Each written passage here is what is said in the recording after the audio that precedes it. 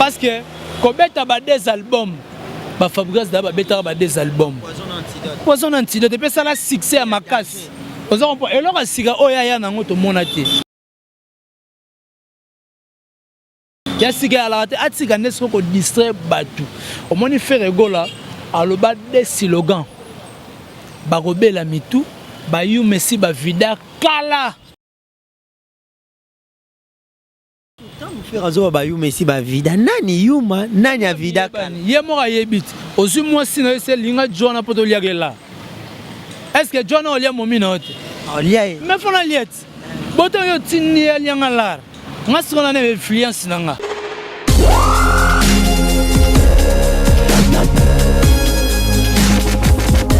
Merci mingi Nabino Nyoso balandi ya Ave Maria Télévision. Un grand merci. Nabino Bisika Bozwami bo pesa biso confiance bo mesana Orlando biso toujours dans le cadre de vous servir Tariq Ngango journaliste Nzambe à la présentation. Aujourd'hui, je suis là pour vous servir le 28 juin 2021 un certain lundi. Bon début de semaine.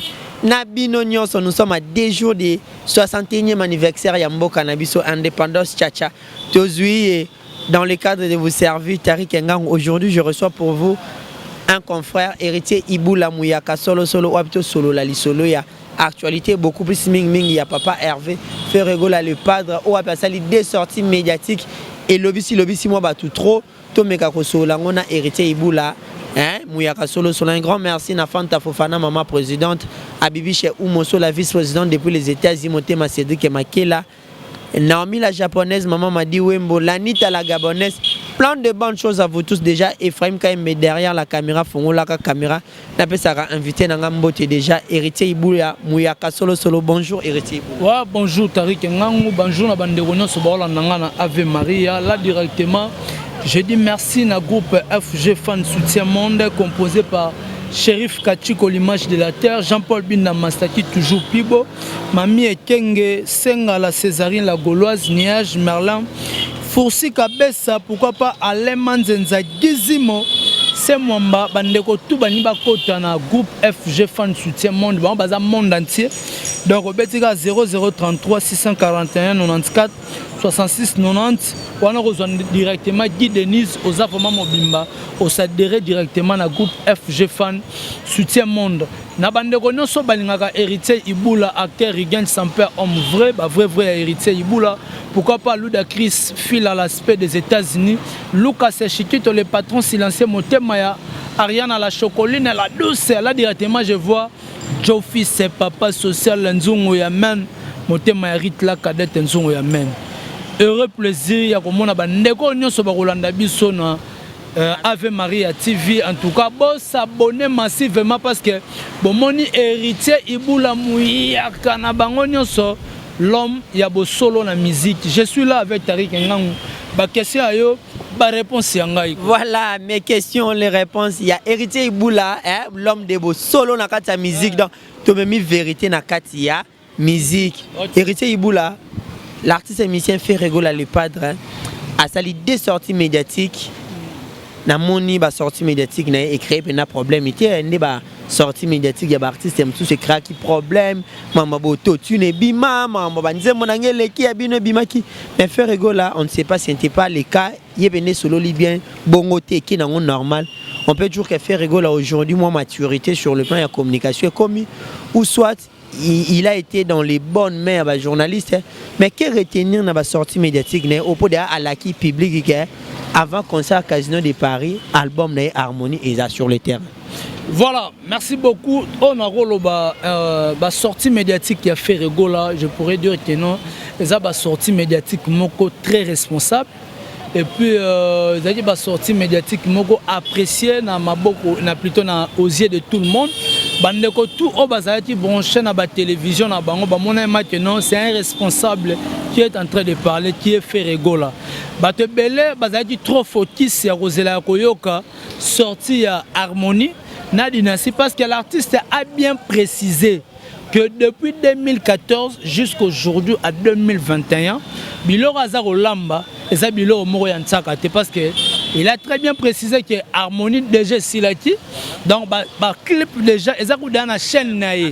Dans Tambola, on a dit que Biloko Mora Mike pour Sanini pour à l'argan sur terrain. Donc, ça montre que l'artiste a bimatité pour Oloba, Marambo Oyo, Oningo Baksana musique. On a une idée mon Baksana musique. On a une même logo bonne musique. Non, faire Egola, c'est que j'apprécie la deuxième sortie médiatique. Faire Egola lobike na barumba obiso to betaka ba papa Luambo Matiadi ba betaka déjà barumba ba madelu système ba betaka déjà donc ba job poster ba betaka déjà barumba donc pour revenir ngai faire Egola na yekaka na rumba trap vous comprenez abi na ye na rumba trap donc na rumba trap. Et là, on a à part on a même la musique congolaise. Et alors, il nous subi à l'habisso Afro-Congo. Kofi Olomide à l'habisso Tchatchou. Vous comprenez? Bah, vieux papa Luambo à l'habisso Rumba Odemba. Donc, le fait rigolo à l'habisso Rumba Trap. Nous voulons voir Rumba Trap na dimension na yango na qualité na yango ndenge ni faire rigolo parce que eko bangisa nango mutute. Vous comprenez? Eko lengisa nango batute bato ba yebi force ya faire rigolo. Et Robang Sabangote, mais Ebang Sara que non, détracteur y a fait rigola, bateau balingara fait rigola té, neba kobanga. Mais quand t'as fait rigola, naba gaulois, naba gladiateur, baozelara balebi ça fait rigola, et le rotoyo kanadi en tout cas, bravo, félicitations, c'est tout. Au moins, tu rumba trabonné qui est en contradiction na rumba na biso ou de atomisa na mo. Té, les autres n'ont pas contradiction té. Rumba trap est en a contradiction. C'est ça que rumba na biso, mais ça rumba moi un peu urbanisé na roloba. Donc ça urbanisé, voilà, ba style à sika, sur le plan ba rythme, ba nini. Et ça même sur place momo lo mo fait côté, ça même lo mobo. Au moins ba fabriquer ba bête so bon mo ba goudou et bête na 4 ba ni donc faire ko la pas na moi style na morobo à ko déposer les biso. Au moins so otali tant que l'obité bandeko ba mona le roi qui est ne faire quoi le belo morabi to boy rumba le musique est un peu modernisé rumba 7 minutes 8 minutes mutna piste c'est pas propre quand même hôtel mana moi c'est pendant 7 minutes bobina hôtel moi ça olimba et tu rapport robina na j'aime souezala après robina kana lo musezala bo robina kobina ça les ali kobina pe mabina pe vraiment ezala kana cause fils ezala ti kobina na pe ezala so so yo lembi kana robina pendant 8 minutes so na robina kuna so robina ndeni makole ko lembati pokuna pe makole lemba oyebiti makole pe lemba ke sala o ama mabolongo pe sali passe na robina ozolanda ya fait ko la bête nena mo ba style na nga oyo moi 4 minutes ma 3 minutes mutabini to lekine lo musu mutabini to lekine lo musu sango monite tango mutalo batenga na ngana ya na port na ngana memelo mo memano na elorote parce que kobeta ba des albums ba Fabrice da ba beta ba des albums poison antidote pe sala succès à makasi ozompo eloko sika oya ya nango to monate ya sika ala te atika nesko ko distraire batu omoni faire rigola aloba des slogans barobela mitu bayu messi ba vida kala tant faire azo bayu messi ba vida nani yuma nani a vida kala ye mo yebit ozu moi sino se linga jona poto liagela est-ce que jona olia momina ote olia me fona liet boto yo tini alianga lar ngasi kona ne influence nanga ba oliana to oliana ti olianga tenga pe na oliana 24 mais oui na ko tigolo pe imbombi na tigolo pe bo bubo pe kangami Poignol oyati polianga menga pe na lieyo ebiso ko lia la ça non passer mais son atikelo limbomi emine sala ya fait ko lo ba je ba yuma esi ba vida kala so déranger bango comme si masienne ba komi ko lela ba oloba o c'est qu'on a minute repère ezali souté Héritier Iboula toujours dans cadre ya ba sortie médiatique les pas dans l'équipe sont déjà sortis à Harmonie. Avant concert, il y a Casino de Paris. Le public est déjà impatient à causer. On va répondre, on va faire un message. Bazala posé, bazala timia, et là on va l'amba que soit attendé bat balia en otito que ça ragout. Toboy babilo ka kosa leka, moi ba kosa leka nezo leksa bat na bayaka. Oleti ou ane museleka leka wenza bayaka na mbango. Nana biso. Kabilo ka kosa leka bilo ko belité. E bilo ko beli mbango mbango e bisango lia madeso, moi muto alia ka madeso mingi. Muto ayana ba mise belé balinga madesu fort. Vous comprenez? Moutalinga, au lieu de 3 éléments, est belle vraiment, timide, belle tranquillement, qui ici, elle est vraiment, surtout sur la bête, on pendant ma déçu. Pendant aller là, on fort, pendant ma déçu, on va tiens, on vraiment, au senti moutalinga, na timide. Si quoi, bandeko, oyo, badamagabilo, koana, alors il n'y a pas de laisser l'eau, mon rebellati. Si quoi, on a pas bandeko faire, on a la maman déçu. Alamba tsaka madesu donc bazala timia bakozala décité en tout cas bakozwa biloko eza l'auteur bakoyoka musique symphonique ya ndenga mukete. Voilà, bakoyoka musique symphonique ya ndenga mukete. Un grand merci na Gilio Tamba, l'ambassadeur, le revendeur Mtate Karamituka ya solo. Mon vieux, plein de bonnes choses à toi. L'architecte Eric Tamba, assisté par Vida Zamoko. Plein de bonnes choses à vous également. Sergine Diel, il y a Patrick Demouche, Mbote Nabino, parents, il y a Maïcha, en direct des Beauvais. Héritier Iboula Mouyaka solo. Nous avons parlé des harmonies, parlons également des dynasties. Dynastie, un album tellement entendu parce que la participation est à grand et zanakati. Les gens qui ont fait le beau temps et à maison mère. Les gens qui autour d'un album centralisé sur Ferregola. Mais tout le monde peut appeler il y a Ebolontin, faire ça l'appel Ebolontin. Présence à Ebolontin et quoi handicapé album tout repère c'est sous marquable.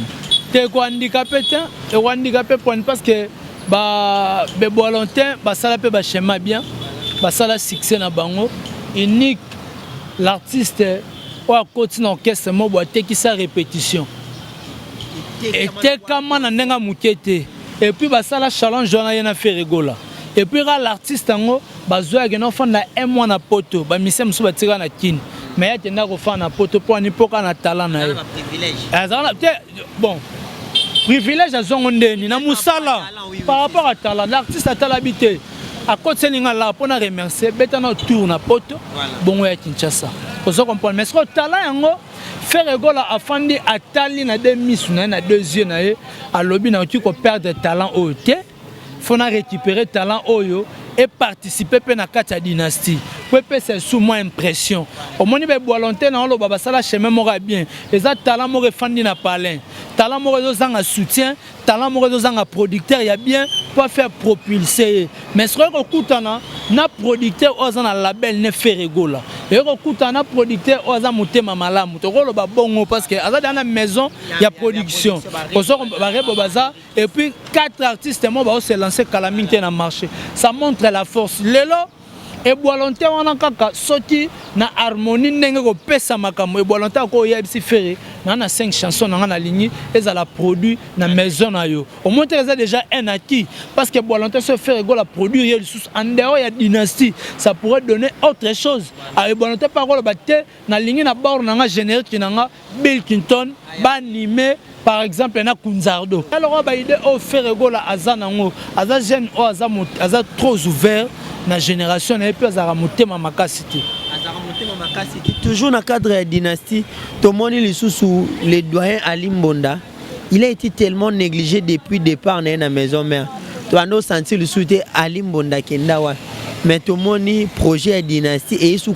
Ali Mbonda c'est une façon déjà de renaître les sous Ali Mbonda dans la scène musicale oui et ça résonne ça moni Balimbonda babatana lelo so balimbonda baza o baza lelo eza bango moko question d'organisation pas limbonda ezala ite ozo on peut pas s'organiser dit peut-être à cause de la peine état o aza na ngoti mais on tobi que eza ba talent oyo e fandi na ba palin ba talent moko négligé o eza ba tebelem su ba pesa ba peu ba chance mais ba oka ko saisir l'opportunité wana te mais si aujourd'hui faire rigola a voulu prendre aussi Alimbonda à cadrer ce tobi que a instruire un peu trop dur parce que ça dans mukolo donc ailleurs le sous ka abaksara un plus il y a message là il y a fait rigoler au bagano doyen soit responsable on est bien à biso peu il est pas repé à ça l'examen de lycée parce que quand on va faire un petit peu on fait la petite et c'est pas un peu na âge au les années de salaire et fait la biso pour moi à perdre on dit sans les gars posali bakenda bakena ministre so bazumzu bakabela chez soi ya bakome to pas les nepela mais on a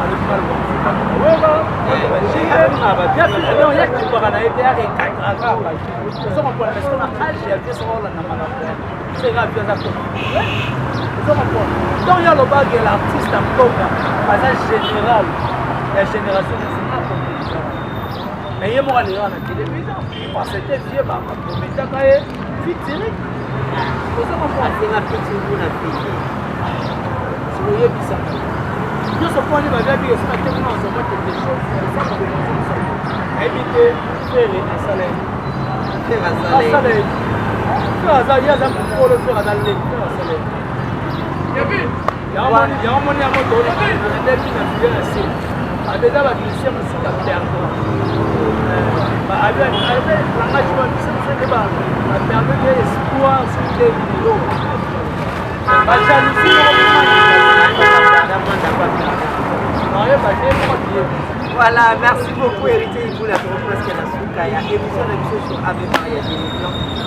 Un dernier message à tous les joueurs, à tous les gens de la bonne musique, pour la taille de la musique, à travers le monde, à la salutation. Voilà, moi je dirais Gaulois, c'est que les gens vont te retrouver à l'attention. Et va dire, on va faire un peu de la propose à la police, parce que l'artiste est comme un peu 2014 à 2021, et c'est un pété, c'est bon, moyen.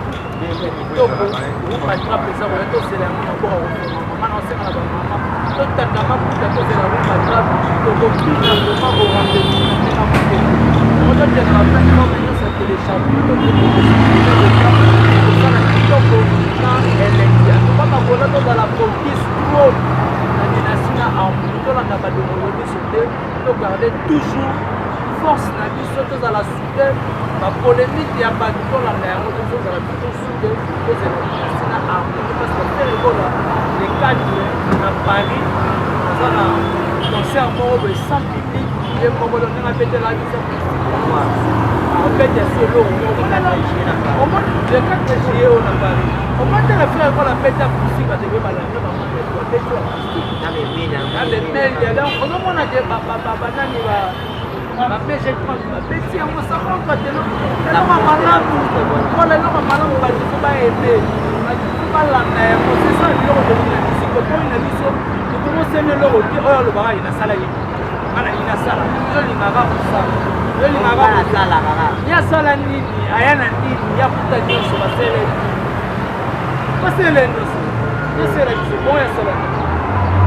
Assalani. La salutation. Ah bien vous savez ça. Quand ça n'est pas la musique le bois ayana. Une autre belle émission afro. Ça va pas la musique. Ayana. Pour ce club il y avait une scandale la chanson la plus connue. Comme Plagette. Plagette. Bien bon, on va dire, aïe,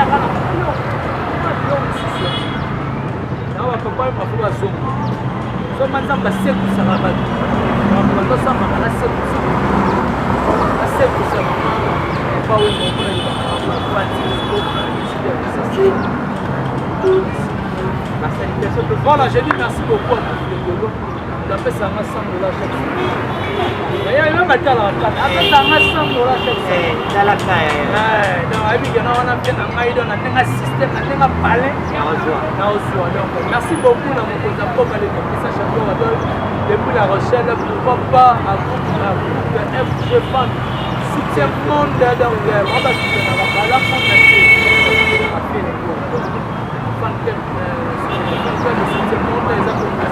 Chérif Kachiko, Jean-Paul Tinamassé, Mami, Kenga, Senga, la Césarine, parce que tellement belle, on va la mettre sur son moment. Maman a fait bon chinois, ça m'a dit encore merci beaucoup.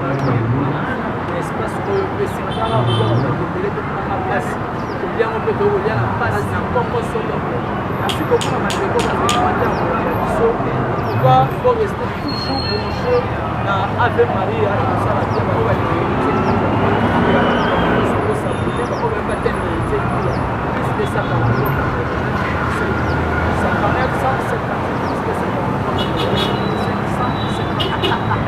Merci. beaucoup Héritier Boula. Un grand merci à la négociation avec Maria Télévision.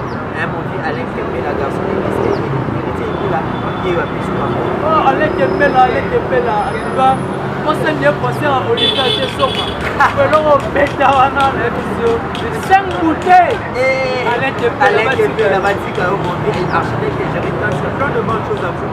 On est là, plein de bonnes choses à vous. Restez branchés sur la Maria. Serge Miguel, il y a Patrick, il y a Koucha, parents, il y a Maïcha, la princesse, et les gros. Le dollar, on a vu ce Namboliché et Papicho Matendele, on va à Bogafre et à Baleki, c'est Badol Baleoula, et ma maman Esther Fondation Lilaga, un plan de bonnes choses à vous pour vous m'envoyer les boss, et même à Kobe, Scopil, Yaya Kati. Restez bonjour sur Ave Maria. Merci.